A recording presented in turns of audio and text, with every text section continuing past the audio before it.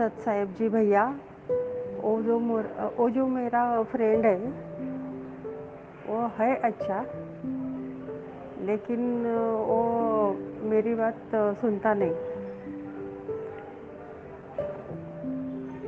वो बोलते हैं कि हम घर जैसे रहते हैं, तो इसमें क्या दिक्कत है। हमारा जो नाता है वो नाते से, हमने बस सिर्फ शादी नहीं की, इतना ही प्रॉब्लम है। बंदी छोड़ सतगुरु रामपाल जी महाराज जी की जय हो। सतसाई बहन, आपने एक बार पहले भी मुझे कॉल किया था और आपने अपने जीवन से संबंधित कुछ बातें मुझसे शेयर की थी। पहले आपकी शादी हो चुकी थी, बच्चे भी हैं आपके, और उसके बाद आपके पति का देहांत हो गया। इसी बीच आपकी एक पुरुष से मित्रता हो गई और जो भी आपके संबंध रहे हों उनसे। उसके बाद आपको परम पूज्य सतगुरु रामपाल जी महाराज जी का ज्ञान सुनने को मिला। आप जी ने उन्होंने नाम दीक्षा ले ली। अब नाम दीक्षा लेने के बाद आपका जो पुरुष मित्र है वो आप जी को दबाव डालता है शारीरिक संबंध बनाने के लिए, लेकिन आप जी की आत्मा अब उस बात को स्वीकार नहीं करती है। इस विषय में आपने दास से पहले भी बात की थी, आज भी आप उसी के रिगार्डिंग बात कर रही हैं। तो देखिए बहन, हम परम पूज्य सतगुरु रामपाल जी महाराज जी की भक्ति कर रहे हैं, हम उनके भगत हैं। और इस भक्ति मार्ग में जब तक आत्मा पतिव्रता धर्म को प्राप्त नहीं करेगी तब तक वो आत्मा अपने पति को अर्थात अपने परमेश्वर को नहीं भाएगी, अच्छी नहीं लगती। और जो व्यक्ति संत रामपाल जी महाराज जी का शिष्य बनने के बाद, उनकी भक्ति अपनाने के बाद, चाहे पुरुष हो चाहे स्त्री हो, जो सांसारिक रूप से पतिव्रता नहीं हो सकते, अगर पत्नी है, यदि वो पत्नी अपने पति के प्रति वफादार नहीं रह सकती, यदि कोई पति है और वो यदि अपनी पत्नी के प्रति वफादार नहीं रह सकता, अर्थात जो व्यक्ति परम पूज्य सतगुरु रामपाल जी महाराज जी से नाम दीक्षा लेने के बाद भी सांसारिक पतिव्रता वाला धर्म नहीं निभा सकता, वो व्यक्ति आध्यात्मिक रूप से कभी भी पतिव्रता धर्म का पालन नहीं कर सकता और कभी भी अध्यात्म में वो आत्मा परम पूज्य सतगुरु रामपाल जी महाराज जी को पसंद नहीं आएगी, वो कभी भी अपने गुरुदेव को प्रसन्न नहीं कर सकती। और कहते हैं जिन बातों से गुरु दुख पावे तिन बातों को दूर भगावे। आपकी जिन भी, चाहे वो सांसारिक हो चाहे आध्यात्मिक हो, किसी भी प्रकार के वो कर्म कुकर्म हो जो आपके गुरुदेव को पसंद नहीं है, यदि फिर भी आप उनको करते हो तो आपका गुरु आपसे कभी भी खुश नहीं होगा, कभी भी प्रसन्न नहीं होगा। तो बहन, आपने अपने पुरुष मित्र को ये बात अच्छे से समझा देनी चाहिए और उन्हें बता देना चाहिए कि गलतियां सबसे होती हैं जब तक अनजान थे। अज्ञानता में चाहे पुरुष हो चाहे स्त्री हो, लाख गलतियां कर देते हैं। मुझ पवन दास की भी नाम दीक्षा लेने से पहले यही स्थिति थी, ऐसी कोई बड़ी बात नहीं है बहन। मैं कभी भी अपने अवगुणों को छुपाता नहीं हूं। मेरी शादी हो गई थी, शादी होने के बाद भी मैंने अनेकों औरतों से मित्रता की। आप जी समझ सकती हैं, मित्रता होने के बाद खाली वो मित्रता तक ही सीमित नहीं रहती है बात। तो बहन, गलतियां किससे नहीं होती। मैंने तो ये बात मेरी पत्नी को भी बता रखी है कि भाई नाम दीक्षा लेने से पहले मैं तो इतना नीच इंसान था, मैंने तो बहुत सारे कुकर्म किए हैं, लेकिन नाम दीक्षा लेने के बाद गुरुदेव कहते हैं कि बच्चों, तुम्हारा फिर से जन्म हो गया, मैंने तुम्हारा नवीनीकरण कर दिया, मैंने तुम्हें एक बार सोना बना दिया। अब तुम रांग बनने की कोशिश मत करना, तुम तांबा या पीतल बनने की कोशिश मत करना, वरना उसके बाद मैं तुम्हें सोना नहीं बना पाऊंगा। तो बहन, मैं कितना कुकर्मी इंसान था, मैं कितना गलत था, ये सारी बातें मैंने अपनी पत्नी को भी, अपनी भक्तमती को मैंने बता रखी हैं। और आज हमारे को एक दूसरे के ऊपर जो विश्वास है वो पहले नहीं था बहन।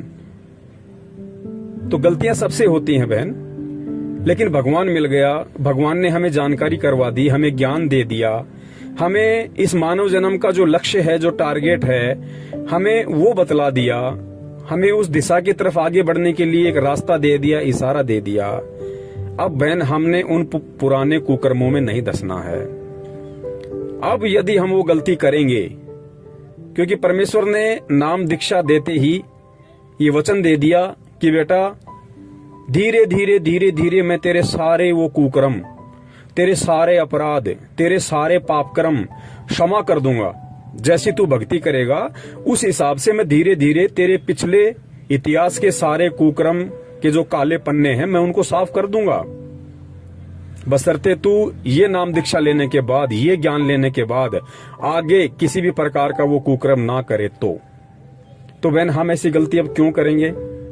जो कर्म हमारे प्रयत्नों से असंख्यों जन्म नहीं कट सकते थे, वो पाप कर्म परमात्मा ने नाम दीक्षा देते ही हमें आश्वासन दे दिया, विश्वास दिला दिया कि बेटा धीरे धीरे करके मैं तेरे सारे पाप कर्मों को काट दूंगा। अब तू आगे अपनी भक्ति कर और मेरी मर्यादाओं में रह। तो बहन अब नाम दीक्षा लेने के बाद में पहले यदि कोई बहन थी और यदि उसका किसी पुरुष से संबंध था तो आगे उसने उस संबंध को बिल्कुल समाप्त कर देना चाहिए। और यदि कोई पुरुष था, उसका यदि किसी स्त्री से कोई संबंध था तो उसको अब वो संबंध बिल्कुल समाप्त कर देना चाहिए। उन्हें समझा देना चाहिए अच्छे से, प्यार से, और एक भाई बहन का रिश्ता कायम कर लेना चाहिए।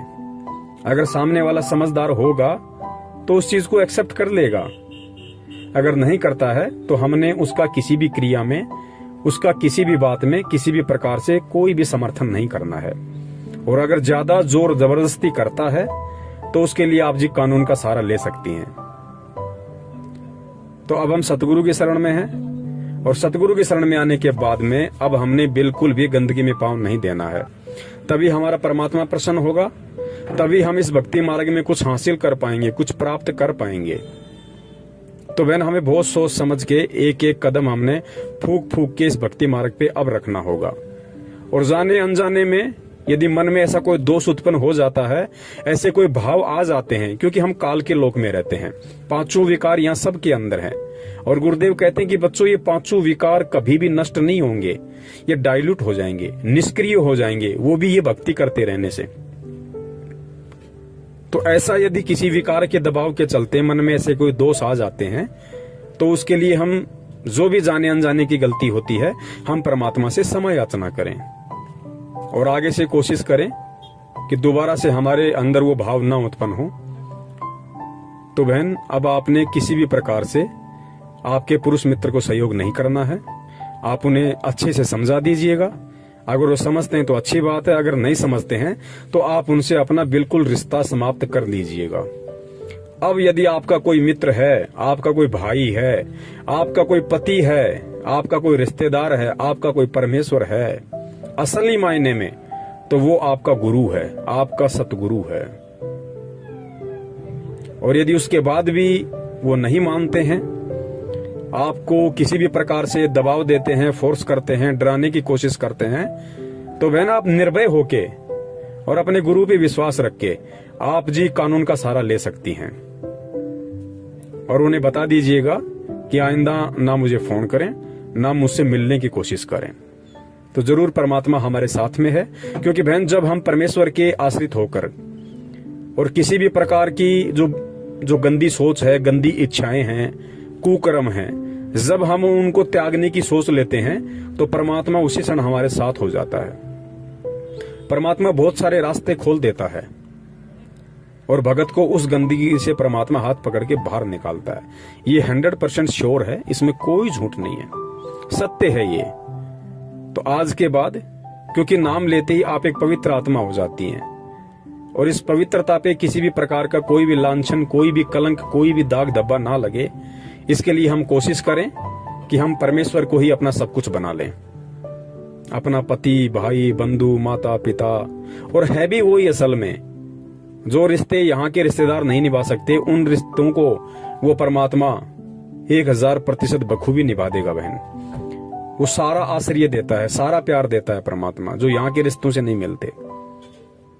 तो आपने यदि परम पूज्य सतगुरु रामपाल जी महाराज जी की भक्ति करनी है, आपने यदि सतलोक की प्राप्ति करनी है और अपने गुरु के दिल में विशेष जगह बनानी है, तो बहन आपने बिल्कुल पतिव्रता धर्म का पालन करना पड़ेगा, चाहे सांसारिक हो चाहे आध्यात्मिक हो। और जब तक हम दो नाव में पैर रख के चलेंगे बहन, हम कभी भी अपनी मंजिल को प्राप्त नहीं करेंगे, कभी न कभी हमारा पैर जरूर फटेगा। सत साहिब, जय हो बंदी छोड़ की।